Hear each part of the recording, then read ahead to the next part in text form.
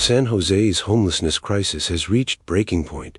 Any and everywhere you go, in and out of stores, homeless, homeless, homeless. And what's happening on its streets right now is out of control. Rows of RVs stretch for miles. Families living inches from billion-dollar tech campuses while city officials ramp up towing and enforcement. This isn't the Silicon Valley you see in glossy ads. It's the one the city doesn't want you to notice. A place where working people lose their homes, then lose their vehicles, and finally disappear from the record books. What you're about to see isn't a headline. It's a warning, because the way San Jose is handling this crisis could redefine homelessness in every city across America. When Silicon Valley eats its own, let's picture this. Monterey Highway at dusk. RVs parked bumper to bumper for 3 miles straight. Generators humming. Laundry hanging from side mirrors. And in the distance, less than 4 miles away, the glow of Google's campus lights up the sky like a second sunset. This is San Jose in 2025, the heart of Silicon Valley, home to more billionaires per capita than anywhere else in America. And right now, more than 2,000 families are living in vehicles within city limits, a number that's climbed 38% since January alone. Here's the part that should terrify you. The median rent for a one-bedroom apartment in San Jose hit $3,200 this year.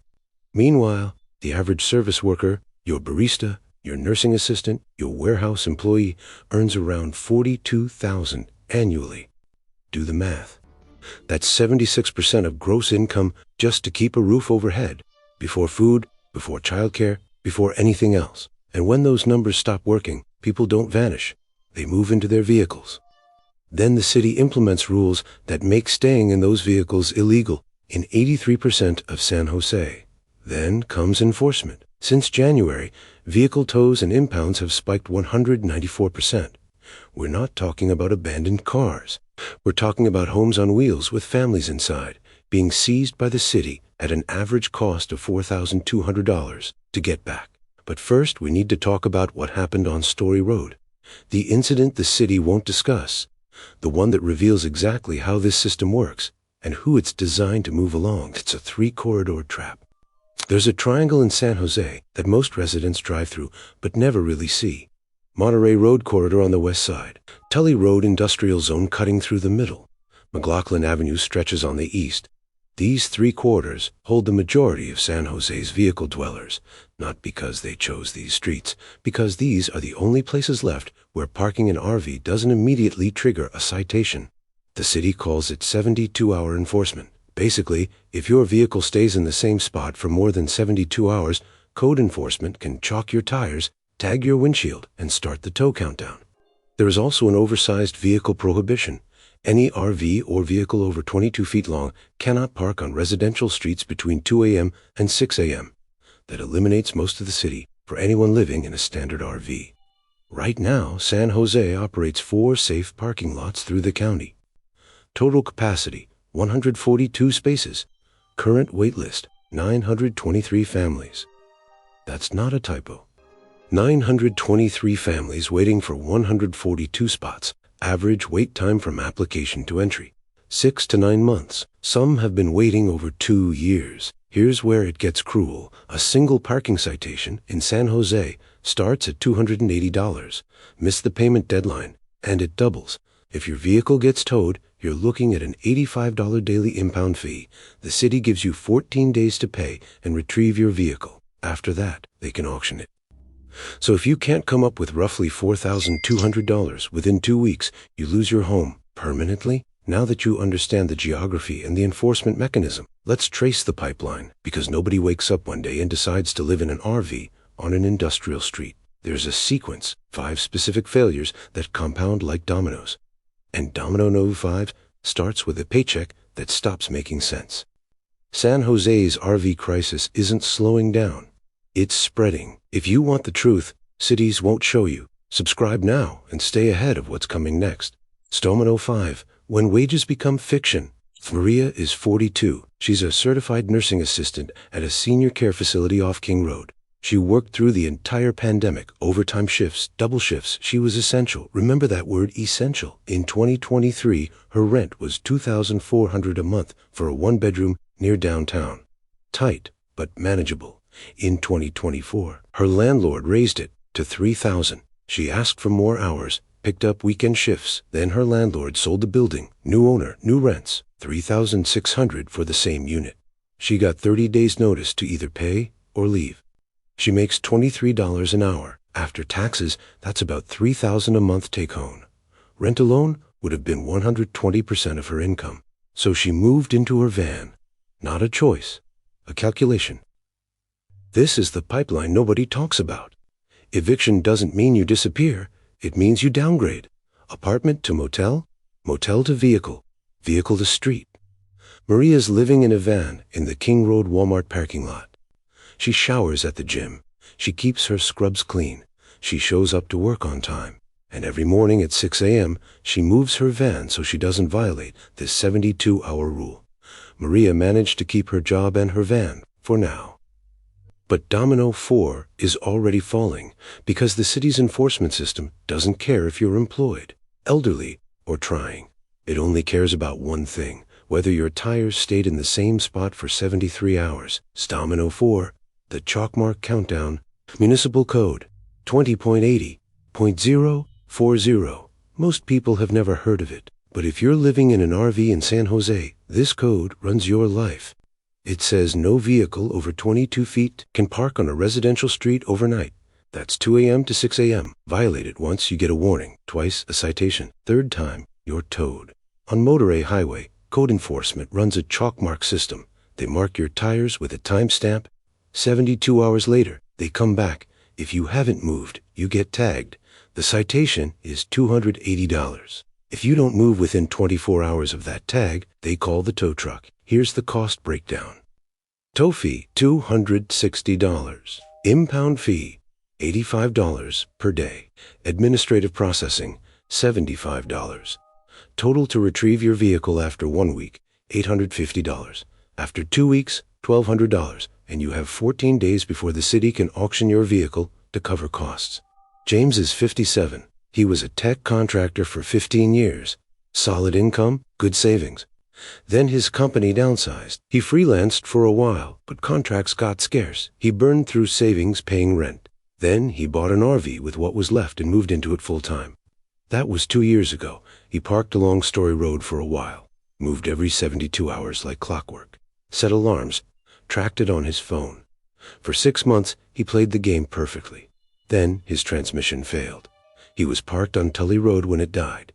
Couldn't move the RV. Got tagged within 3 days. Tow truck came on day 5. He didn't have $1,200. He had $217. The city auctioned his RV 30 days later. James is now sleeping in a tent under the overpass near Highway 101. His home was 26 feet long. It had a bed, a stove, a shower. Now it's gone. And he's one of 500 RV residents who disappeared from city records between January and August of this year. He moved every 72 hours for 6 months. Then his transmission failed. What happened next is why 500 RVs vanished. Not because people found housing, but because the system crushed them into something worse. So James lost his RV because his transmission died, a mechanical failure the city treated as a crime. But even people who keep their vehicles running face Domino 3, the safe parking waitlist that stretches longer than most leases, creating a limbo where hope becomes its own kind of torture. Domino 3, the waiting room with no exit. Let's talk about safe parking. It sounds like the solution, right? Designated lots where vehicle dwellers can park legally. Access to bathrooms, maybe a dumpster. Some security. The county runs 4 of them in San Jose. Sacred Heart Community Service operates 2. Valley Homeless Healthcare Consortium runs 1. Another through a church partnership. Total capacity across all 4, 142 spaces. Not 142 families. 142 individual parking spots. Some fit 1 RV. Some fit 2 smaller vans if they squeeze. Current wait list, 923 families. As of October 2025, that's a 6-to-1 ratio. And the intake timeline? 6 to 9 months from the day you apply to the day you might get a spot. Might. Because turnover is slow. Once someone gets into safe parking, they stay as long as possible. Who wouldn't? Linda is 61. She taught elementary school in San Jose for 32 years. Retired in 2022 on a fixed pension. Rent kept climbing, pension didn't. She applied for senior housing. Wait list was 4 years. She moved into her RV and applied for the Sacred Heart Safe Parking Program in January 2023. She's still waiting. It's been 2 years. She calls every month. Same answer. No openings yet. Meanwhile, she parks along McLaughlin Avenue and moves every 72 hours. At 61, with arthritis, in a vehicle that's barely running. And here's the kicker. While she waited, the city implemented a new policy in January 2025 that expanded overnight parking, but only for vehicles under 20 feet. Her RV is 24 feet, so the new policy made her situation worse. Now there are even fewer legal places for her to park. While she waited, San Jose made staying in her RV illegal in 83% of the city. And when the rains came in February, everything got worse.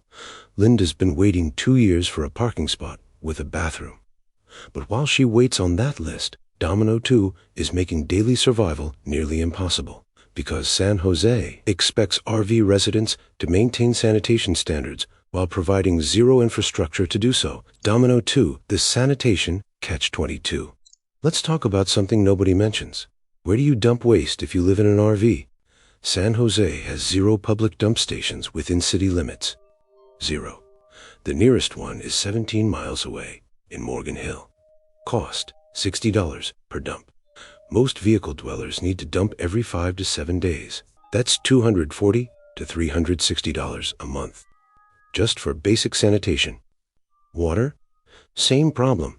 There are no sanctioned water access points for oversized vehicles in San Jose. Some folks fill up at gas stations. Some use jugs from grocery stores. Some risk connecting to apartment complex spigots at night and hope nobody notices. Now here's the trap. The city's health department can cite you for unsanitary conditions if waste is visible or if your RV shows signs of inadequate sanitation. But there's no legal way to maintain sanitation if you're living in an RV in San Jose. No dump station, no water, no infrastructure. You're expected to maintain health code standards without access to the tools required to do so. It's like being ticketed for not having car insurance when the state has made it illegal to buy car insurance. The rule exists, but compliance is structurally impossible. When the rains hit in February 2025, this infrastructure gap became a health crisis. RVs parked along Monterey Highway flooded. Waste systems overflowed. The county issued health warnings. Residents complained. The city responds, move along orders, not support, not temporary dump access, just move.